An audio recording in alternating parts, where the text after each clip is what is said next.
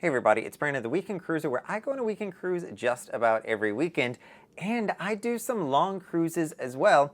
And when I am out on the high seas, staying connected is really important, meaning what devices, what plans do I use to keep connectivity back to land and back to people that I want to keep in touch with. So with that, there are really three different ways that I keep in touch or that I make sure that I stay connected to the outside world past what's just happening on this ship. The first one, and the most expensive option, is going to be the ship Wi-Fi. Now in Royal Caribbean, you're going to have two different options. You're going to have a traditional surf package. So if you just want to do emails and very minimal images, that may work for you, though I don't recommend the surf package at all. I honestly recommend go ahead and buy the big boy package of the Surf and Stream to make sure you have at least minor functionality, because the surf package really does throttle you a lot. Make sure you're going with the Surf and Stream. Now this is going to be really good for most people, though it is going to come at a high price point. And if you're going over to Royal Caribbean's private islands of Labadee, Haiti, or you're coming to Perfect Day at Coco Cay, you will also be able to use your Wi-Fi over on the island from the ship. So the ship pushes out the Wi-Fi to the island and you can use it there as well. So that really helps on connectivity, especially if you're doing a weekend cruise and you are going to Coco Cay for one of those days. It's going to make sure you have full coverage, and the only time you might not have coverage on a weekend cruise would be if you leave the ship in Nassau, Bahamas, and you go out and explore for a few hours and then come back. You may have a little bit of a blackout period. The second way that I stay involved, and I'm going to do a screen share here to share this with all of you, is Google Fi. So I've thought a lot about making a video on cell phone coverage and plans when you're cruising, but they are all extremely different, and I do not plan to go through and research all that, and then they're just going to change it, so the video would get old pretty quickly. But what I personally use is what you're seeing here on the screen, which is Google Fi. So I bet most of you didn't even realize that Google does have a cell plan that you can purchase. They are a reseller of T-Mobile and US Cellular. So one of the things that really appealed to me was, first of all, in the US, when I travel back to North Carolina, and you all know that I was there for about 2 weeks this past month, US Cellular has much better coverage than what I was on before, which was T-Mobile. And so the phones, the Google Fi enabled phones, so I use a Google Pixel phone, is able to switch between US Cellular and T-Mobile depending on where it's at and which one is going to have the best reception coming in. The second reason that I really went with Google Fi over T-Mobile is that it was my understanding, and it's been my experience so far, that Google Fi, for whatever reason, doesn't throttle my international data as much as T-Mobile was at the time. It looks like T-Mobile may be stepping up their game and unthrottling some of them, but Google Fi is doing the same thing at this point. So when I travel internationally, especially over in Europe, I'm getting 5G and 4G speeds in many places. One place I will caution on Google Fi not working the best is where I am today in Nassau, Bahamas. I have no reception. For whatever reason today, it is not going to connect, and it's always kind of struggled back and forth here in Nassau on what the actual connectivity is. Sometimes it's worked when I've gone in and forced it, but a lot of times it doesn't. So if you're coming to the Bahamas, Google Fi might not be the right fit, but I'll talk about my alternative to that. But to walk you through the Google Fi plan, because I think that it is a really solid plan, is you've got the Unlimited Plus plan. So that is the one that if you are a traveler of any kind, you would need to get this one. It is $65 for one line. The more lines that you're going to have, the cheaper it's going to get for you. But we'll scroll down and we'll see that, that comes with all the bells and whistles, unlimited calls, text, no contract. So if you want to get it for 1 month for that cruise month or that 1 month that you're in Europe, you could certainly do that. Though that does remind me, this plan with Google Fi can only be activated in the US. So you cannot activate it from another country. And if you are going to be leaving the country for 3-4 weeks, extended periods of time, Google does reserve the right to cancel your plan because it's not made for international living, just international traveling. It has a built-in VPN if that is something you were interested in. But all the plans at the top are going to be about the same. The key here is it's going to give you 50 gigabytes of data every single month. So data is not unlimited, but it's 50 gigabytes. Like, even me being a YouTuber and uploading 4K videos, it's tough for me to hit 50 gigabytes in 1 month.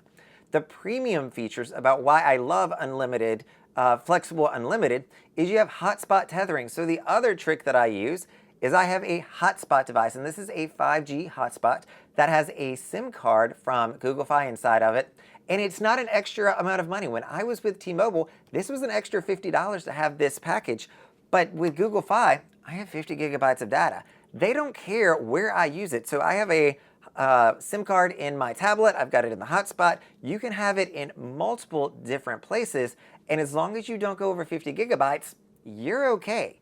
If you do go over 50 gigabytes, they do allow you to buy another, I think, 10 gigabytes for $10 or $20. So it's not the end of the world, but after 50, they are going to throttle your usage. But guys, 50 gigabytes in 1 month is extremely difficult to get to with normal usage. So let's talk about the international features with Google Fi, and again, why I chose this.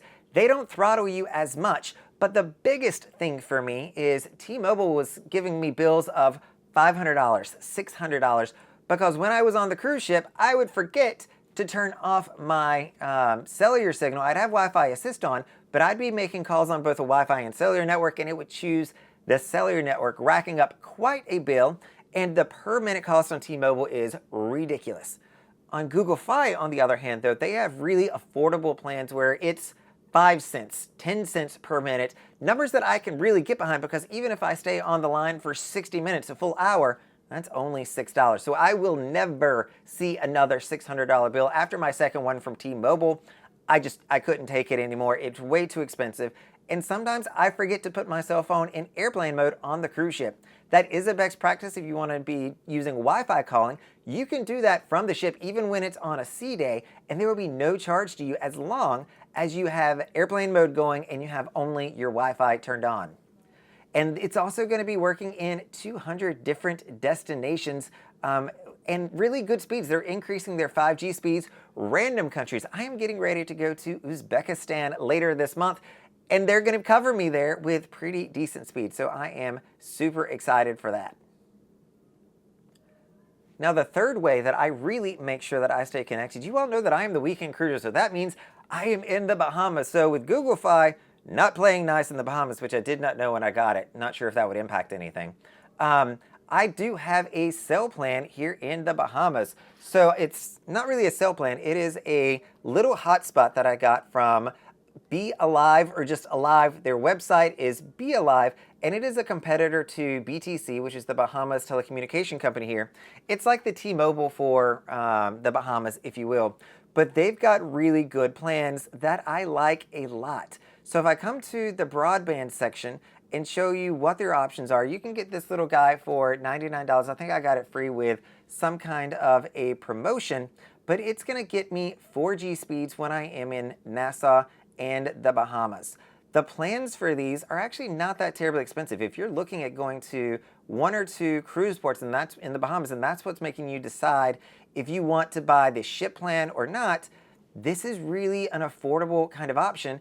And by the way, the ship plan will only allow you 1 device at a time. If you have a family of 4 and the kids all want to be on the same time, this little hotspot here will allow you to have multiple people connected and all on the network at the same time. So you don't have to pay those additional charges for the ship when you're in a Bahamian port. But the hotspot is considered to be broadband, and I am on the MiFi 75 plan. And for every 30 days, I'm on automatic renewal. You don't have to be. I'm here enough that that makes sense. But if you are coming infrequently, you can really stop and start this as many times as you want. And they're going to have a fair usage of 50 gigabytes as well. So if you go over 50 gigabytes, just know you're going to be throttled to really slow speeds. You do pay it up front, and then it's $75 for the month. So if I am here for several days, this gives me really good Wi-Fi in Nassau and Coco Cay, surprisingly enough. So if you were in Coco Cay, there is a cell tower over on NCL that you can get really good reception with most American carriers, Google Fi not included in that sometimes. But this one will give me 4G LTE speeds when I'm in Coco Cay, Nassau.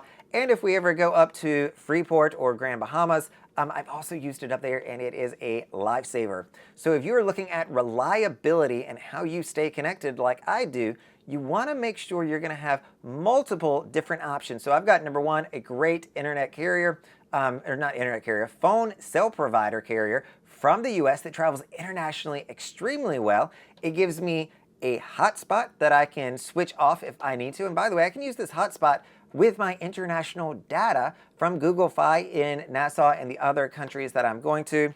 And then for my extra backup plan, because I am just in the Bahamas so much, I have a Wi-Fi plan or a broadband plan with the Alive network. Now some best practices or tips. If you are trying to get cellular reception or even Wi-Fi reception on the ship, quite frankly, you're going to want to head up. So the higher up you are, if you're in the Viking Crown or the Olive and Twist, you're going to find that you're going to get much better reception. There's a lot of things on a ship that is going to block reception. So number one, you've seen that I can open this door back here and I'm going to get stronger Wi-Fi. Metal on the ship blocks the Wi-Fi signal.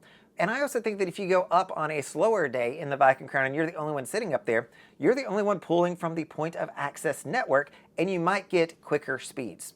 If I am trying to connect to a cell tower, whether it's Google Fi or it is the Alive network in the Bahamas, I'm going to want to make sure that I can see outside. So if my balcony is facing the island, I want to make sure that I'm on the side where I can see the tower or the cell phone tower. So if I'm in Coco Cay, I want to make sure that I can see the Norwegian island because that's where the cell tower is.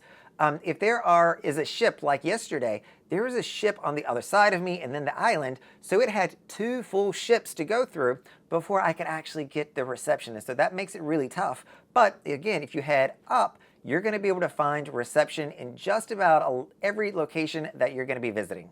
All right, everybody, that is how I stay connected. For those of you that are looking at multiple redundancies on how you also stay connected, I would love to hear your feedback down below. What are you doing? What do I need to try? This is just what I'm doing today, but I'm always open to better ways that I can stay connected on the cruise ships. All right, everyone, this is Brandon, the Weekend Cruiser. Hoping to see you on a weekend cruise soon.